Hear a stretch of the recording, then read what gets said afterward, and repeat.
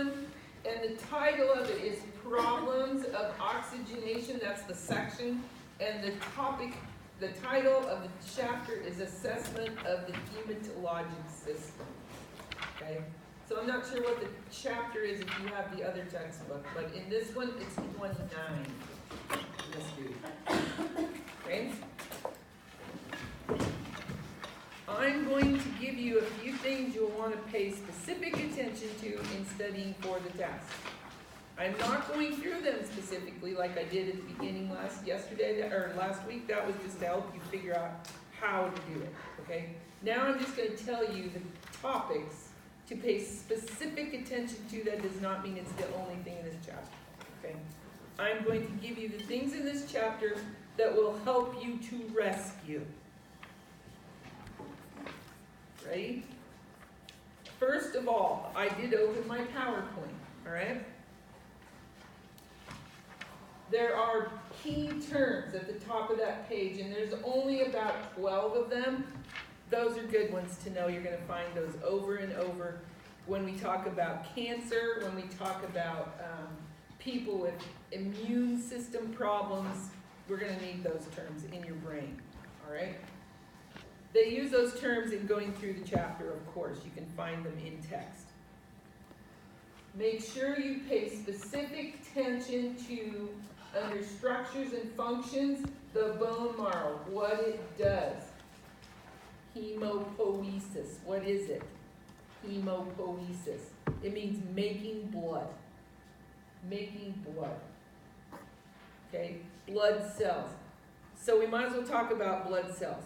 We got lots of different kinds of blood cells, right? First of all, your blood is made up of water, plasma. The plasma is the water part of your blood, the liquid part of your blood, and the proteins. Sometimes we hang bags of plasma. Plasma is more than 300 units, a bag of plasma. And it looks like murky, white, yellowy stuff, okay? Because it's the liquid part of the blood. It's not the red cells, all right? It's the plasma. From the plasma, that's in our CBC, we're going to see albumin. The albumin, what's albumin? It's a protein. And we talked last week about what happens if your albumin is low, your protein in your blood cells are low, the fluid won't stay in the right space. It won't stay in the right space. So you're going to see ascites and edema and all those kinds of things. Why would you have low albumin?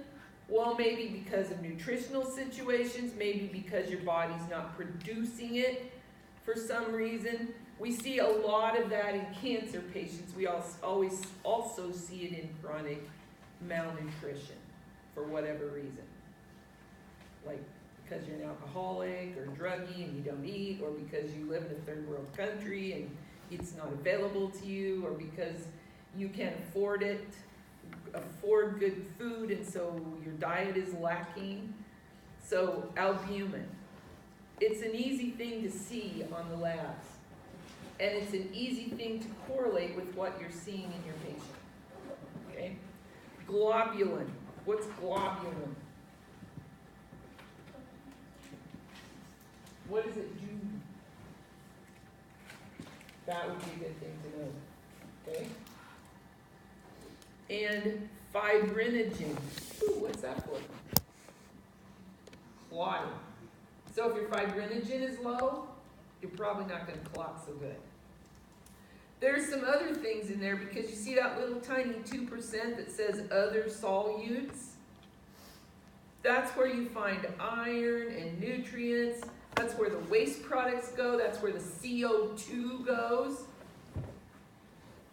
And other kinds of regulatory substances are just little bits. Okay?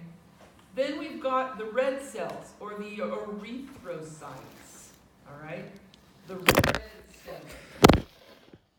That is includes where your white white count is, your neutrophils are, your lymphocytes, your monocytes, your eosinophils, and your basophils. I know you learned all of those in A&P and what they are, but it really is kind of important to know what those are for.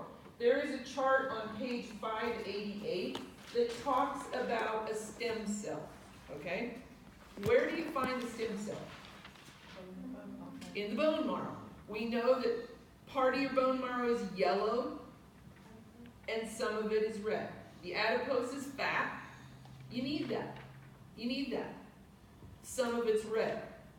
Those are the red cells. Okay, so that's where your stem cells are produced. All right? Your stem cells mature into erythroblasts and monoblasts and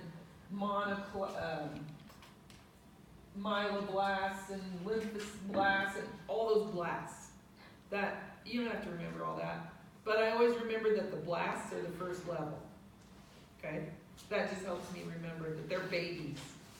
They're baby cells. They're not mature. Then we get to they start to develop and they go through the process. So you get down to the bottom, the erythrocytes, those are the red cells. Erythrocytes. That's what you see when you read the CBC. Erythrocytes. And then there's percent. They're always listed for you in a percent. Basophils, eosinophils, neutrophils. Those are the granulocytes. Granulocytes, good for. Yeah. Do you ever play Pac-Man, or are y'all too young for that? Yeah. You know, the little things that go along and gobble up? That's what they do. If you don't have them, you can't do that. It's important. Okay? Granulocytes. Then we've got the agranulocytes, which include the monocytes and the lymphocytes. All those together make up your white blood cells. Your white blood cells are very vital for what? Infection control. So, okay, put this in very simple terms, sort of like Pac-Man terms. You got a cut, okay? You cut yourself. Immediately you have a vasoconstriction kind of response that's supposed to slow down the blood flow. And it's only momentary, it only lasts like a short while. Well, if it keeps bleeding and it keeps bleeding, and you don't have enough clotting factors coming to the site, pretty soon that's out of control. That's what happens in DIC. So much too simplified, but that's what happens there. Okay, so to this site, cut, your body says, send the white cells. We gotta protect this cut from infection. And they come to the site. Send the clotting factors. We gotta stop the blood. Go to the site. Okay? And pretty soon, if that doesn't work, it doesn't stop, they run out. They run out of cells to send. So they have to keep sending, so they send immature cells. And those immature cells are baby soldiers. They can't do the job. But the body keeps sending them because that's all they got to work with. All right? And eventually, it either has to stop or you're in deep trouble. All right? Big, long response. We talked about how there's a clotting cascade. And even one factor of that missing, it's on 591 in your book, there's a picture of it. If even one piece of that chain is missing, the clot can't work. Okay? Your body is supposed to be able to produce all of those things. Some people just don't produce them. Those clotting factors are, we can give them, but we have to give them within a specific amount of time. And if they bleed, we've got to give them. Well, that's easy if they cut their finger and you know they're bleeding, but what if it's a GI bleed and you don't know it's happening? Okay? So there's all kinds of situations like that. We can give those specific clotting factors. Some of them are in combination, but they're incredibly expensive because they have to isolate them from the donation, and they have to store them, and all blood products will only store for a certain amount of time, okay? I remember once we had a patient who needed a specific clotting factor, and I don't remember what number it was, but they're all numbered. And State Patrol would have to bring it to us from Omaha, and fast, because they would come in routinely and need that right now. And it was incredibly expensive. I think I remember somebody saying, like, how many thousands of dollars per dose. Like, kind of like chemo, only probably worse. So, clots, gotta have all the parts, all right? White cells. What is an immature white cell called? An immature white cell. Myeloblasts. Yeah, they're blasts. Remember? So if you're looking at that CBC, and the white cell, the white leukocytes are low, it'll be broken down, and you'll see what you're getting instead. Learn to read your lab. I put those into your Moodle site so you can read those. That CBC one and the BMP one, okay? Those labs are your friends. If you are not working in ICU or PCU, you don't have a bunch of monitors to help you. You have your eyes and your ears and your nose, and you have labs. And those take a while, and they might be old. Okay? So, pay special attention to the structures and functions of the system. Okay, don't get bogged down with percent of this and percent of that. Just know there's more plasma than there is red. That there's just a tiny bit of protein. The platelets aren't a huge amount. What if there's too many platelets?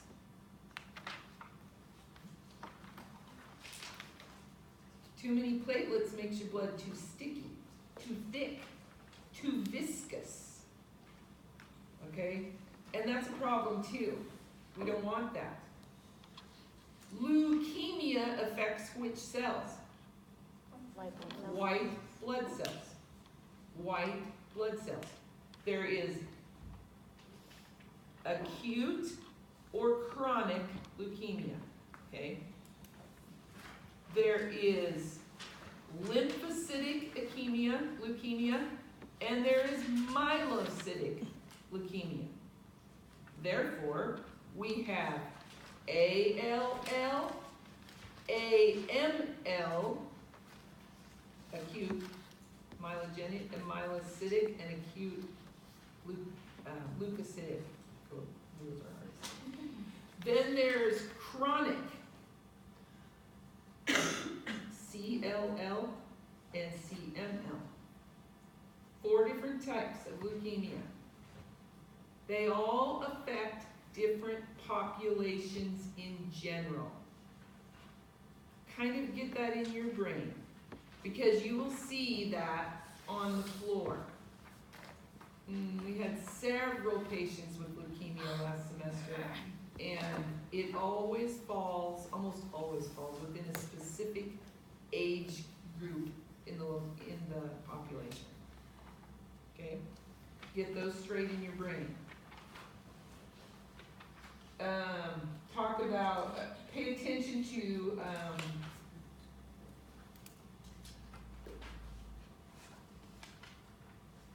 you don't have to know all those clotting factors by name, but you do need to know how it works, and that you've got to have all the pieces, or it doesn't work. It's a cascade of events. That's what I like to think of it as, a cascade of events. They actually list the coagulation factors on 592, and that's where their numbers are.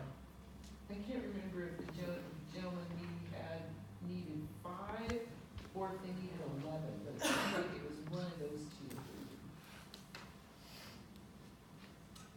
When we're assessing a patient with a problem in their blood, we're going to pay attention to 3 specific things assessment-wise for our eyes and our palpation, okay? The liver, the spleen, and the skin. That's where you're going to see your most signs and symptoms show up, all right? It specifically talks about how the hemopoietic system affects those 3 organs on page 592. Make sure you pay attention to that carefully. I even went in and underlined a few things under the gerontological considerations and we I kind of covered those a little bit earlier when we were talking about sepsis, but elderly people don't necessarily display symptoms the same way other people do.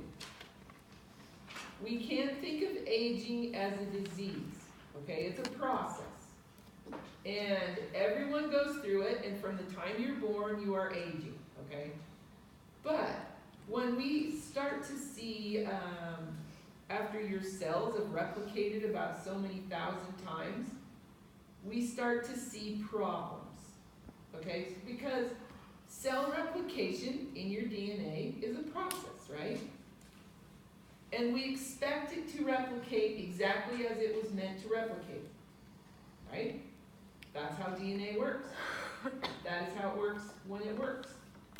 But every once in a while, we get a mutation, okay? And then guess what? Once there's a mutation, guess what replicates? The mutation. Unless it's a mutation that the body says, hold on, get rid of that. And lots of times the body does that. It will say, no, we don't recognize that mutation, get rid of that. And it will stop. But sometimes it doesn't. And so it goes crazy. Or it can't stop the replication. That's where we get cancers. That's how, boy, that was like way too simple, wasn't it? But it's how it works. Okay? And as you age, more and more replications have taken place, so more mutations have had an opportunity to manifest themselves. And that's why we see so much more of it in older people than we see in younger people. We don't see it just in older people. But it takes a process to change it. Okay? And then once it gets out of control, it just goes. Read the section on gerontological effects of aging carefully. Okay? Hemoglobin levels change. First of all, men have higher hemoglobins than women. That's how God made people, okay? And that's just a fact. But as they age, they even change more, all right? And then you have to consider other things. For example, if you're assessing your patient, are they menstruating? Are they in that age group? Their hemoglobin is going to be lower, especially while they're menstruating or after they're menstruating. So if you have a low hemoglobin problem and then you add that in, it can become a chronic problem. Okay? Especially if these people don't eat right, sleep right, take care of themselves, or if they have some kind of a situation where they're not normally menstruating. Do they have an abnormally heavy flow? Do they have flow between periods? Do they have abnormal lining that's causing this problem? What is causing it? Where is it coming from? We see low iron levels in older people because of the changes in the bone marrow from the fat yellow bone marrow and red. The percents change as they age. So it naturally falls lower. Their hemoglobin falls lower. But we still don't want it outside of the normal limits. Okay? Read that carefully. All right? Then it talks about assessing those patients, and it gives you a wonderful case study. So make sure you pay attention to this woman with her case study. She's going to be, did anybody read it yet? What's wrong with her? Anybody read it? Oh, don't tell me you're not reading your textbook. It's way too early in the semester. She's anemic. In the end, she's anemic. Okay. We're talking about the 90-year-old white lady who was brought into the emergency department? AJ, the 63-year-old white woman who is in the emergency department because she's weak. Different kinds of anemia, we're going to get to that. Great questions for your health history.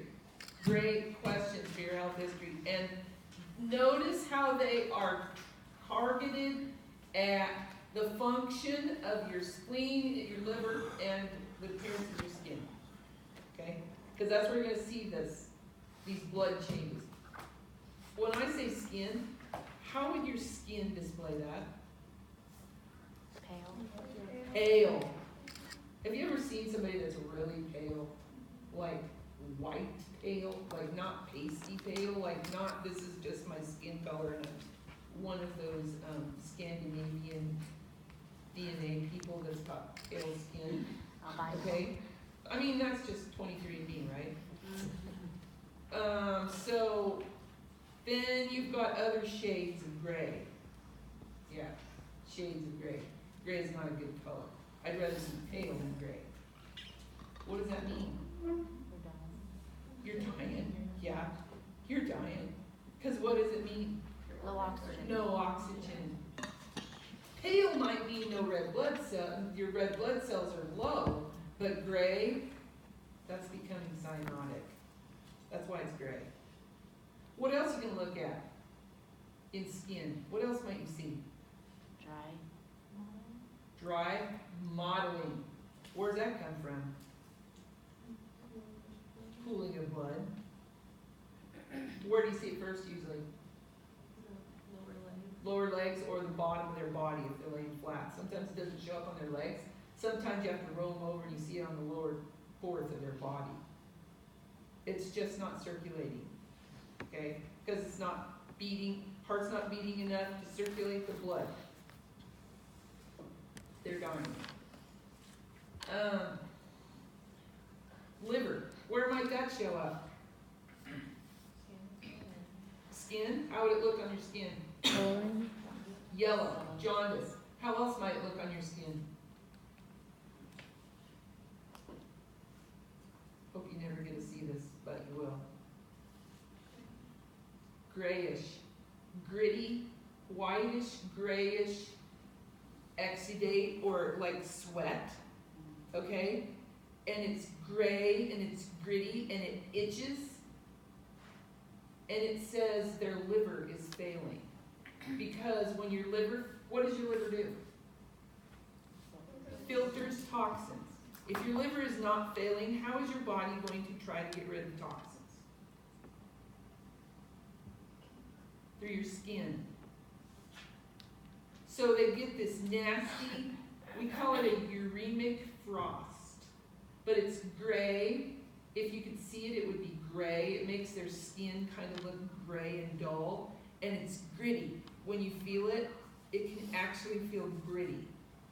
And it itches terribly. So these people who have liver failure, a cool bath really is comforting to them because it washes away that frost. And it'll collect again fast because that's how their liver is eliminating toxins. Okay? So yeah, that's not a good sign. That's liver failure. Liver failure smells bad. You can smell that frost. You can smell it in their breath. Okay? Liver failure stinks. How else might it show up? What else does your liver do?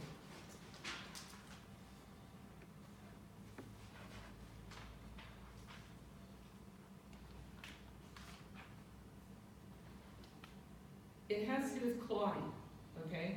Your spleen and your liver actually help with clotting. So you may see petechiae or purpura or lots of bruising, okay? So your iron's low. Where's that iron stored?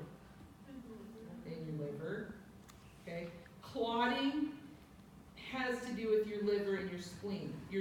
That job of those two organs has to do with clotting, part of their job. And so when they're not working properly, you're going to see problems like that. Petechiae, what's that look like?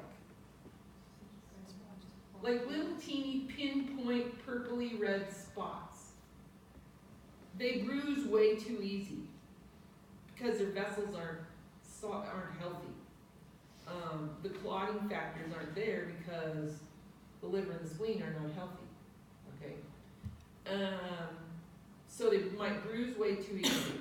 They may have little areas of petechiae where something rubs that shouldn't actually cause any response, but by their watch band, for example, or where their clothing goes, they may have lines of bruising or petechiae. Purpura, what's that? Yeah, it's like bruising in an area that spreads. Ruptured spleen, oh my God, that's your main blue. They got bad bruising all around the mid part because the spleen is bleeder. Guess what causes ruptured spleens most often? Blunt force trauma, hitting the steering wheel, your seat belt, or in Nebraska, rodeoers. They hit the saddle arm. Okay? So look for that. And they bleed, that thing bleeds fast. They lose a lot of blood. Then they lose their spleen. Once you lose your spleen, what else do you lose? What does your spleen do? What is important? What important function does your spleen provide? I think you're right, Melanie. What'd you say? It does have to do with clotting. What else? It has to do with red blood cells. Immunity. Immunity. These people have no immunity. Hepatitis, what does it affect? Your spleen, your liver. Okay? Read about the spleen, the liver, the skin, especially in your assessment of the systems. Okay? Lymph nodes is the other one. I need one more, I missed it. Lymph nodes. Lymph nodes, how should they feel when you palpate? Should you be able to palpate lymph nodes in an adult? No.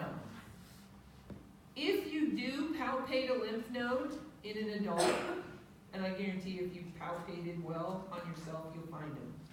What do lymph nodes do? They're so cool. They what? Yes, they do move. They should move. They should not be hard and stationary. They should be soft and mobile. They should not hurt when you move them. You might feel them, and they might feel rubbery, and they might move, but they shouldn't be hard, they shouldn't be stationary, and they shouldn't be tender. Okay? What is their function? Yeah, they collect stuff, junk that shouldn't be there. And they move really slow because they don't have a blood system. They work by gravity, okay? So when they get inflamed or enlarged, it takes a long, long time for them to return to their normal size. But that's just because they're doing their job.